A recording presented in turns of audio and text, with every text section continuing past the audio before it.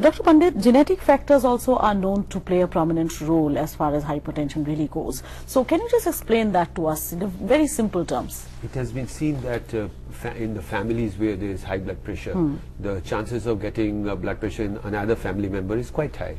Also, some studies in the twins also it has been found that they have high blood pressure, but both the twins.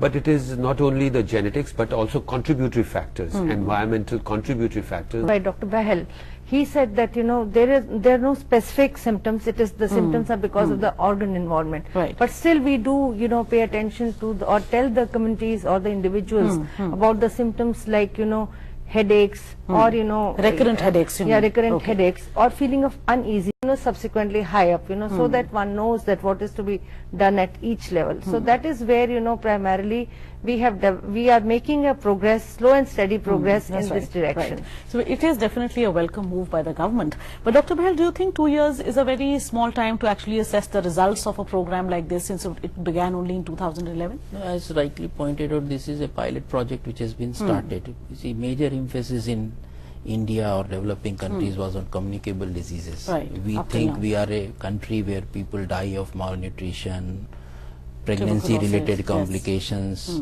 then communicable diseases, road accidents.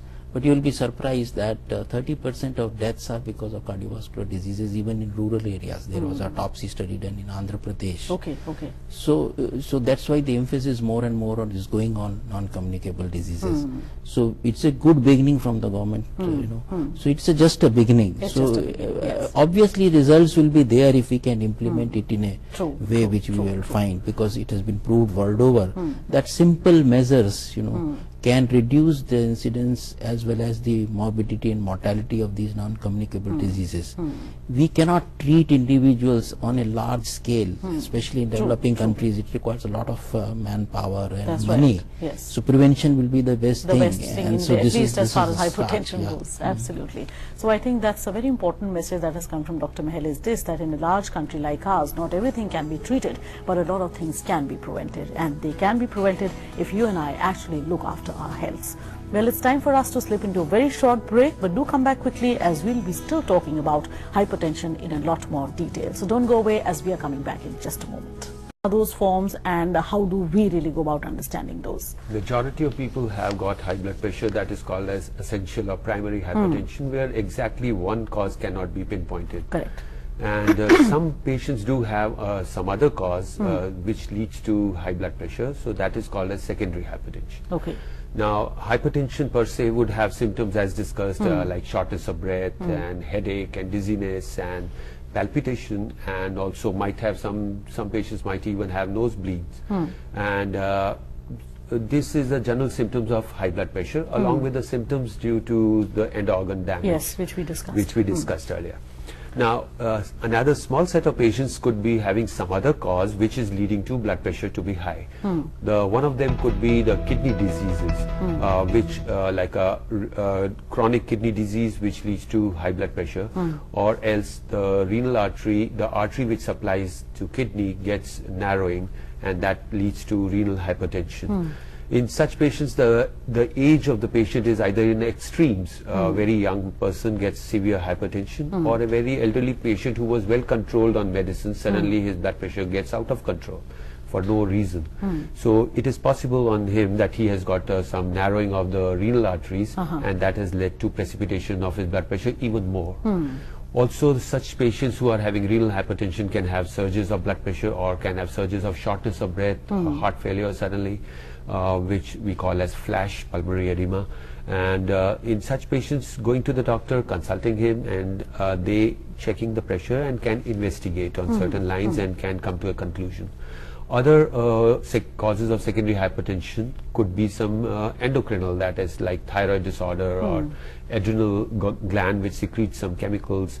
All these having some disease can lead to high blood pressure. Renal patient having a kidney stone for a long period of time untreated can.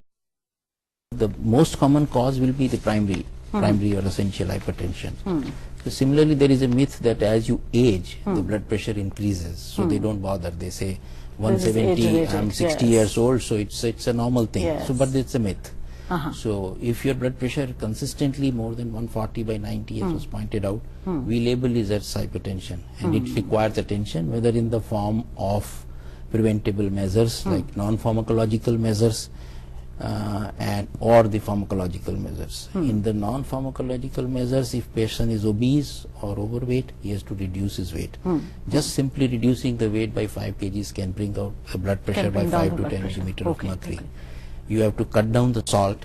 So the average salt intake should not be more than 5 grams. So like sodium will be 3. So a rough guide will be 1 tablespoon of salt. So if you cut down the salt could actually also be one of the silent killers which people may not realize. And then you have to increase your potassium. So that potassium can be increased if you take fruits, green leafy vegetables.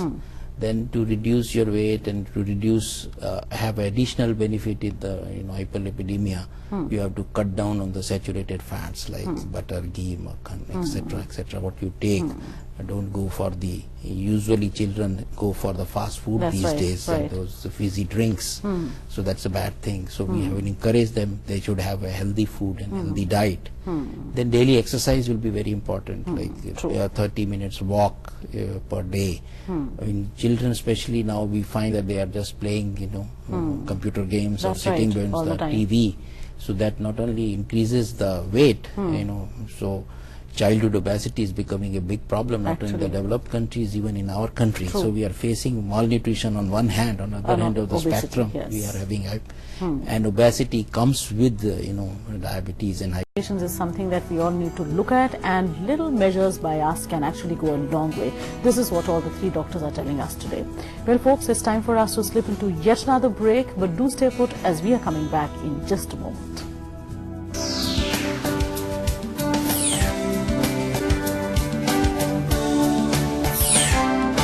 यूं तो इंसान